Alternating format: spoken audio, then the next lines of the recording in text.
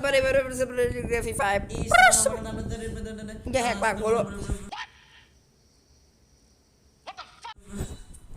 เดี๋ยววันนี้เขาจะเป็นเล่นฟรีไฟสเตปเทปเนาะงั้นสเตปเทปอะไร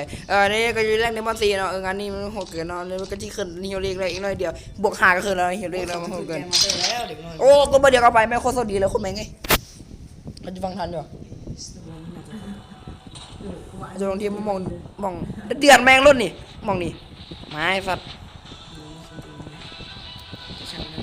ได้สิกุยานเพื่อทำบุญสม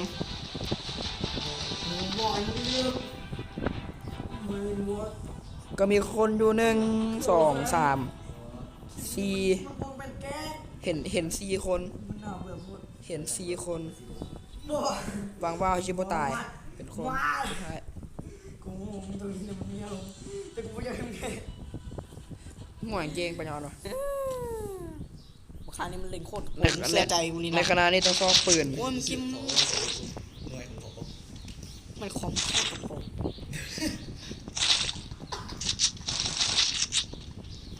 เสียใจกูเนี่ยว่าบอลยัง7 คงบัวก็จะโอ้ยป่านมึงกำหุ่นตรงมึงลองเลยเป็นลายอ่ะจำมีเกาะแทบจะไม่มีก็เกาะกูมีเกาะมันมีเกาะ2เกาะมันแตกกันหรอและกองเวียดเกาะมันเวียดเป็นเกาะกูเวียดแซนอยู่กองนี่ชิเป็นล่าคนโบลี่โบแคมโบเชียงนั้นล่าคนอย่างเดียวเป็นชาวนาใครคิดอยู่ดิ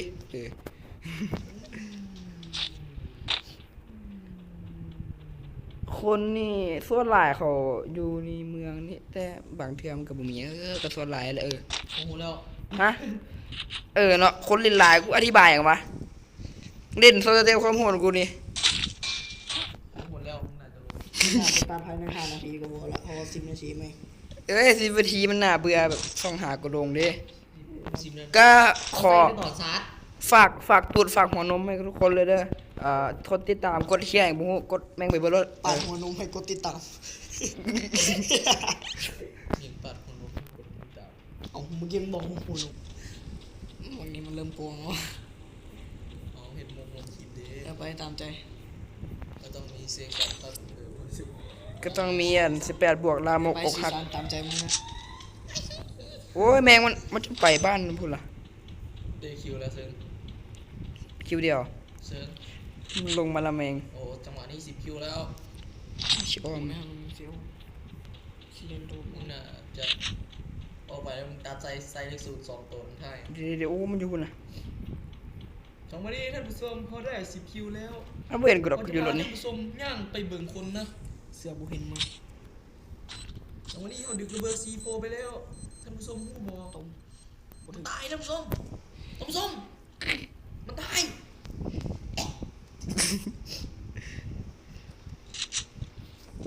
กูตั้งไอ้บอลดีกว่า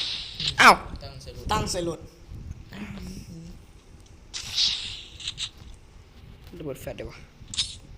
เลือกแฟลชท่านผู้ชมมันแรงออกมาแล้วท่านผู้ชมยิงมันท่านผู้ชมวันนี้เขายิงมันก็ตายแล้วท่านผู้ชมตามใส่ไหมท่านผู้ชมครับดูห้ามตาหลับนะตอนนี้ผมจะวิ่งเข้าไปหามันแล้วท่านผู้ชมดู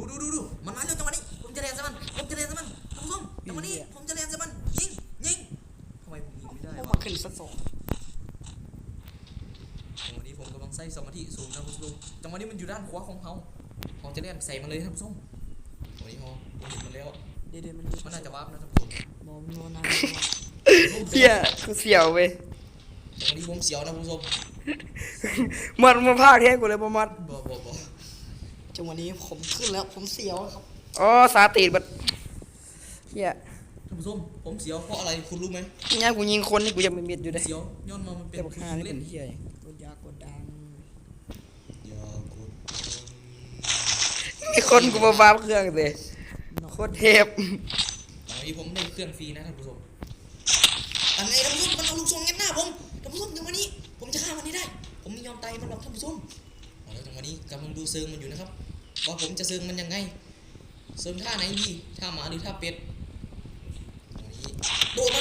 อ้าวแม่งเอ้ย เอ้า เอ้า มันแหงวะ ต้องดูเซิร์ฟมันไม่เป็นนะครับมันเซิร์ฟท่าหมาเซิร์ฟท่าเปลี่ยนได้ เหี้ยเพี้ยนแล้วลูกสองสัน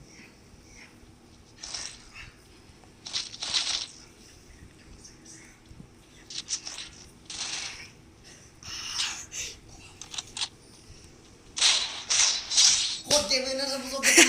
โอ้โคตรโหดแม่งเลยโอ้ โคตรโหดเลยนะ คุณอนุสัยสอนผมหน่อย คุณเก่งคุณอนุสัย กูเจอลูกสองสันจะใช่ปะ ลูกสองสั้น อุ้ยลูกสองกูจบแล้ว จังหวะนี้อนุสัยดวงดีเจอลูกสองสั้นนะครับโอ้โหเจอคุณครับ สองคิวเร็วเร็วเร็ว ดูท่า เปิดมาสองเกมได้สองคิว 3 คิวแล้วรวมกันเมื่อกี้ สองเกมเปิดมาสองเกม เปิดมาสองคิวได้สองคิวนะท่านผู้ช เปิดมาเกมเดียวก็ได้สองคิวแล้วยิงปืนนัดเดียวหมาตายสองตัว หมาตายต้องเกี่ยวกับหมาวะ มามันเหี่ยวเสร็จ โมโหเห็นเดดพูลว่าวแล้วมันขัดเลยว่าวนะ สองสันแม่งไปเสร็จ เห็นว่ามันยิงปืนเดียวมันหมาตายสองตัว ยิงถึงมา เลยลูกสองสันนะแม่งอยู่เลย อีกตัวหนึ่ง แมน ควาลงไปดีกว่าป่ะเนี่ย ยิงโคตร เจอปลาคาบของก็ได้ เดี๋ยว เนี่ย เขาไปหินคณะแล้วเขาสิเล่นยัง มึงเล่นน้ำดูบอลไม่เล่นเกมอ่ะ บอกแล้วเขาสิไปเล่นยังไงเล่นยังไงมิจะเล่นน้ำ โอ้โหสับ โอ้ยเออ สมมติว่าโทรศัพท์ไปเสียงน้ำเลย โทรศัพท์มึงเลย บ้าโทรศัพท์กูรู้มึงถึงเซี่ยวเลยบอสมาจับคาตานะฟาดนะฮะ กระจอกอะครับ3 คิวนั่นแหละครับแม่งสายเติมยังบ่สู้ขี้ได้ สมมติว่าเขาไปลอยน้ำก่อนเขาต้องเกี่ยมเครื่องไปหรือว่าอันนั้นเลยหรือว่ากลับเอาฉลาดเลย เชี่ยลูกสองสัน รอบนี้น่ะมึงน่าจะเอาลงแต่ตัดเอาตัวมึงยิงกันแล้วมึงจะเอาตาแรกมึงปล่อยให้มันนะ โอ้ยชิบายได้ลูกสองสันไหล ติดดูซองสันไหลจังหวะนี้ผมจะสวนมัน สวนดากมัน มีบอลลี่อยู่กองอะนะบนนี้ เพียนแล้วเพียนแล้ว แต่มันติดลิขสิทธิ์หนังดิว ยุ่ใส่วะยุ่ใส่วะ หนังเหี้ย หนังมีลิขสิทธิ์ เยเด้อ มันบ่เห็นเนาะแม่นี่ มันบัฟได้ท่านผู้ชม เฮ้ยสมพี่เก่งบ้า มี พี่ แล้ว เก่ ที่ ง มันบ่เห็นมึงอะ แม่ลูกสองสันบุกล้าเข้าเว้ยถึกศพซึ่ง2 ก้อนนี่แตกเลยนี่ ก่อมึงใกล้แตกวันนั้นมึงยังมามึงบอกว่า เพียนแล้ว